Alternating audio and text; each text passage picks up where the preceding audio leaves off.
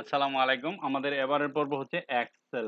Microsoft office কারিকুলামের ভিতরে Excel একটা application. সেই এক্সেলের মধ্যে আমাদের মোটামুটি একটা প্রবলেমে পড়তে হয়, সেটা হলো প্রিন্টের ব্যাপার-স্যাপার। কারণ একটা শীট দেখেন, এই যে এখানে শীটটা আছে না? দেখেন এইখান থেকে কলাম এ, কলাম বি, আবার রো 1, হ্যাঁ, ঠিক আছে?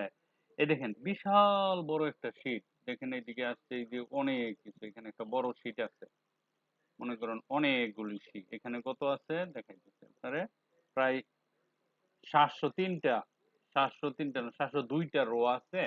তার মধ্যে অনেকগুলি কলাম আছে, এর ভিতরে ডেটা আছে। হ্যাঁ, এখন আপনার এই জিনিসটা থেকে কিছু ডেটা আপনি প্রিন্ট করবেন।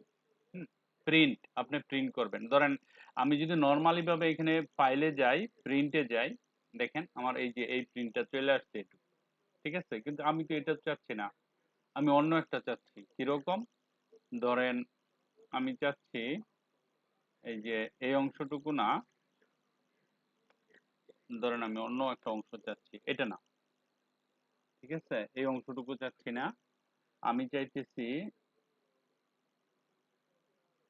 এই যে এদিক দিয়ে দেখেন, ধরেন আমার ইম্পর্টেন্ট একটা জিনিস আমাকে প্রিন্ট করতে হবে, ঠিক আছে? ধরেন আমাকে একটা ইম্পর্টেন্ট জিনিস এখান থেকে প্রিন্ট করতে হবে। এই যে ধরেন এইটা অনেক, দেখেন কলাম এ ই, তাই না?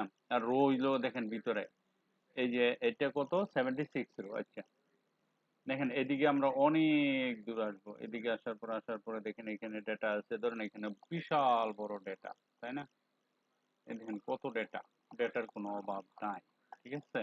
এখন আমি যদি প্রিন্টে দেই তাহলে তার তার মতো প্রিন্ট হবে, কিন্তু আমি যদি কোনো নির্দিষ্ট অংশ প্রিন্ট করতে চাই, যে না আমার এই অংশটাই লাগবে, এটা আমার প্রিন্টের দরকার, বাকিগুলো অযথা প্রিন্ট করার দরকার নাই, তো আমার এই অংশটা লাগবে, সেই অংশটা কোনটা? মনে করেন এই অংশটুকু, লাল অংশটুকু আমার লাগবে, আমি প্রিন্ট করব। এখন আমি যদি এখান থেকে ধরেন আমি এটাকে সিলেক্ট করছি, হ্যাঁ, সিলেক্ট করলাম, সিলেক্ট করার পরে এখানে গেলাম, প্রিন্টে গেলাম, ঠিক আছে? না, লাল অংশ তো আসে নাই, হ্যাঁ, আসছে অন্য আরেকটা অংশ। কিন্তু আমি যদি লাল অংশটাই চাই তাহলে আমি কি করব? দেখেন এটাই শিখবো আমরা। এক্সেল থেকে যে কোনো অংশ, যে কোনো পার্ট আমরা প্রিন্ট করতে পারি। আপনাকে কি করতে হবে? প্রথমে অংশটুকু সিলেক্ট করতে হবে। ফার্স্ট সিলেক্ট করার পরে পেজ লেআউটে যাবেন। সিলেক্ট করার পরে পেজ লেআউটে যাবেন, ক্লিক করেন। ক্লিক করার পরে এখানে কিছু অপশন আছে, পেজ সেটআপ এর ভিতরে আপনি যাবেন print area, print area, print area, এই যে এখানে একটা ক্লিক করবেন।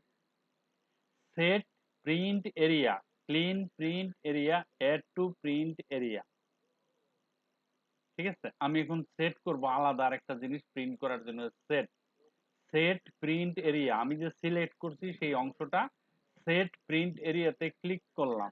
ওকে, ডান।